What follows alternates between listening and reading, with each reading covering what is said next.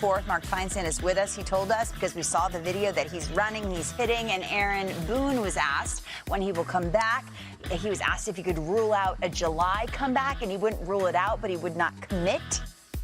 So we will see. The thing that jumps out at me there, tell me, is that everyone besides Aaron Judge was kind of going through it and struggling, and even without Aaron Judge, like, they haven't gotten better.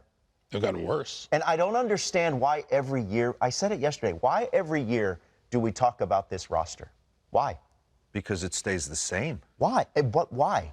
Why does it stay the same?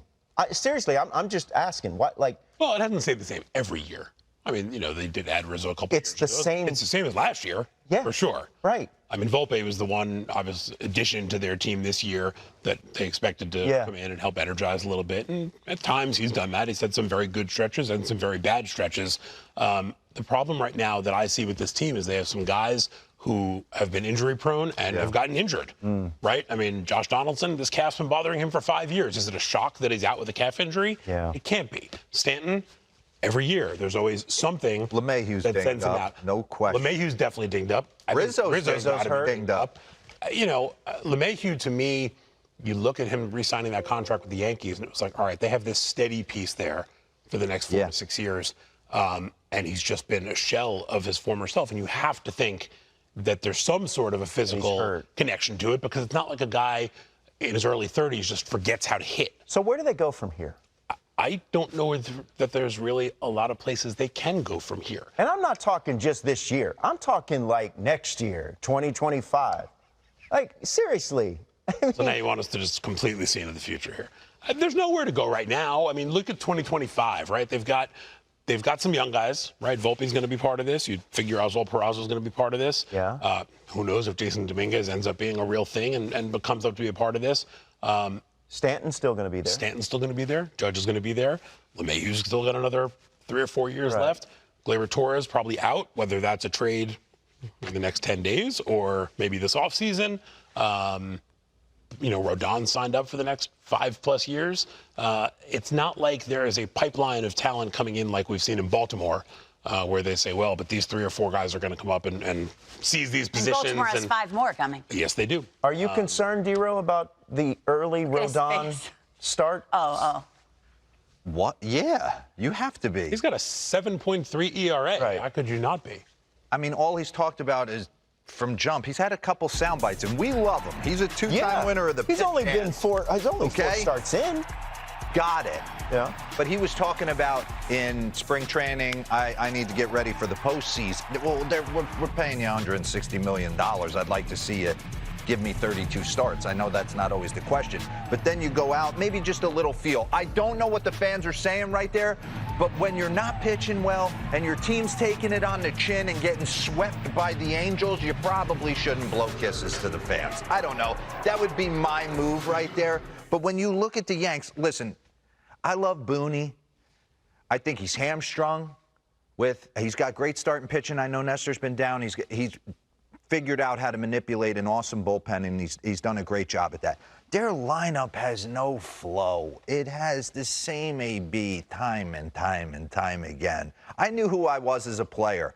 I don't think there's guys in this lineup that know who they are and what their role and how they add value. And another thing, you can't just stick a Yankee jersey on anybody and expect them that they're miraculously a better player than they were in, say, Pittsburgh, Cincinnati, wherever that may be. No, that's still the same guy. He's just. So when you look at their lineup, where are they going? Where are they going? Volpe's figuring it out, 207. Franchi Cordero, Bader, 243. We know what Bader is. He's a great defender with a little bit of pop. Higashioka and Trevino, not offensive. Cabrera. Peraza. God, where are we scoring runs? I mean, I heard last week Stanton's got to go deep. They're looking for got to. Outfield help, But he did obviously. yesterday, and it still doesn't even. He's got to go every time up. Starting pitching, relief pitching, catching. They're looking for a lot. The question is, after this week and what happens maybe in the next 10 days, are they going to? These are the names that have locked up this offense over the last 7 losses. So if you steal the shine from my Sean Casey, I'm going to get in an Uber and come. He's got a tough job. What are you teaching He's trying to Motivate. create synergy Yes, in the lineup. and he will do that. Positivity. Positivity. Give the guy something just a little bit different to think about. All right, approaching the end of the first hour here. All right, guys, let's talk about Gunnar Henderson. The Orioles getting ready to take on the Rays for a interesting series beginning today. What was your hashtag on the Orioles for the past couple? Hashtag we are not done.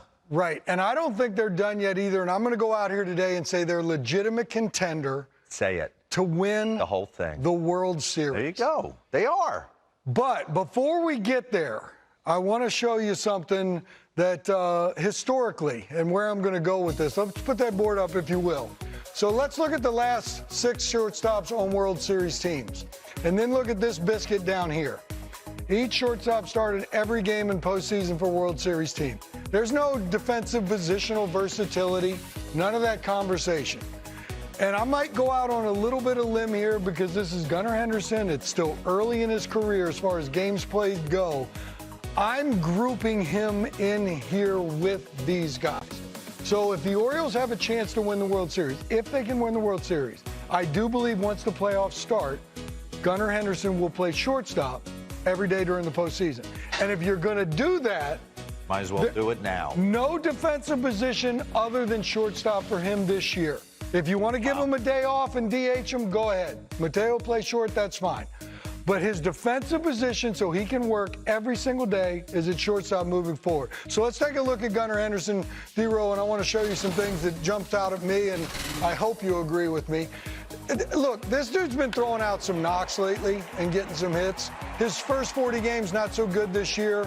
His last 40 games, he's basically a 290 hitter, and he's got 11 big flies in those 40 games. And recently, and that's a triple. And Camden's not a triple yard down the right field line unless he gets caught up in the garage door. But left on left, I like the fact that he can stay in there. I know his splits are not as good when he's hitting off of right-handers, but he has the ability to throw knocks out there, and I think this kid's going to hit, and hit. But when he gets into this world of homers, look at this, D-Row. You can't teach this. Come on. So, you can't. Lucas, help me out here a little bit. Pop or you Freeze don't. that, Lucas. So this ball is a first pitch. No, you're good. You're good. You're good. This was a first pitch. The Brew Crew just beat him a couple games, right? The Orioles were almost saying, why don't you sweep me?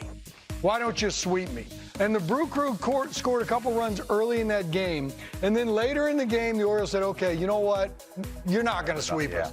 But this right here, for a first pitch, to be up and away, borderline out of the strike zone, and for this big, strong donkey to be able to hit this thing down the left field line in Milwaukee for a homer is impressive. Play that, please.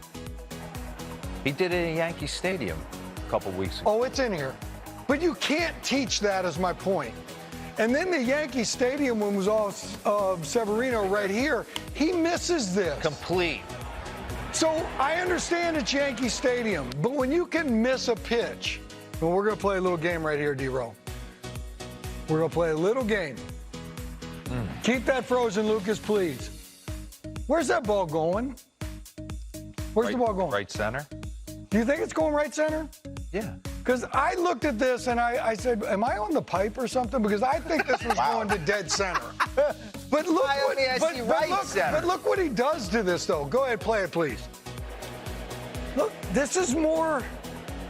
Wow. Does he get around that and hook it? Once again, it's one of those conversations that I have you can't teach. You can't teach this either. When you're starting to rattle the warehouse, you can't teach it. And my point right here on Arias, this is his first homer off the lefty, and that guy got facial right there. He got it right. But when you go left, and you flick a ball 420 feet, you can't teach it. And when I say you can't teach it, you just run with it and let this dude play. So the question's going to be, can he play shortstop? So let's go ahead and put the shortstop reel up there. He came up last year a little bit, right? So he's in Cleveland, I believe this game was, yes. Look at this play he makes off of Rosario. I remember all of this. Watch Rosario's reaction. Really? Like Rosario can run and was sniffing a knock. And this little quick-footed move right here with a tracer. So He's starting to play a little bit more short. Like I said, the Orioles got him 9 out of the last 12 games he started at shortstop. So this is just kind of a smooth little slide. And I think when he has urgency on his throws, D-Row, Yes. he makes the throws because there's urgency, right? He's got to think about it. He's had a few throwing. Tracer. This play right here has to be made at the big league level, and he makes it easy because there's urgency. This is the one right here the other day. He looked like he let up a little bit. Yeah. And he throws a little sinker. I don't want that anymore. I want this boring, routine play that he should be working on every single day the rest of the year. This dude needs to be out there every single day. If they let him do this, and he treats these with that same rhythm and that same sense of urgency right there, I'm telling you, they're going to be in contention. They've got enough players that can play multiple positions. But if I got this, I can't teach it donkey, that I think is going to hit me 25 to 30 home runs a year, there's no reason to think he can't play shortstop for the next 6, 8, 10 years in Baltimore. And it's funny because I watch him in that Orioles uniform. Your brother changed everybody's mindset about a big donkey playing shortstop. Well, here was the deal. Earl Weaver put him over there because they were thinking about sending him down. When Junior came up, I think he went 6 for 53 or 6 for something like that to start the year. And he went 3 for 5 opening day with a homer. Wow. So then he goes like 3 for like 50 or something. And people were clamoring to send him back to the Rochester. And Earl says, no, I got a dude that can play. I know he's going to play. And I like to be able to pencil in a name at shortstop every single day. Because, by the way, I got a guy at first base I can do the exact same. Yeah. And I'm going to hit him 3-4, and we're going to be good for a while. Hey, guys. That's it, Robert. Also, hashtag, we're not done yet. That's right. And yesterday, they pulled off a trade with the Oakland A's, Shintaro Fujinami. Now, that's not a name maybe you recognize, but he throws so hard. And he's now going to be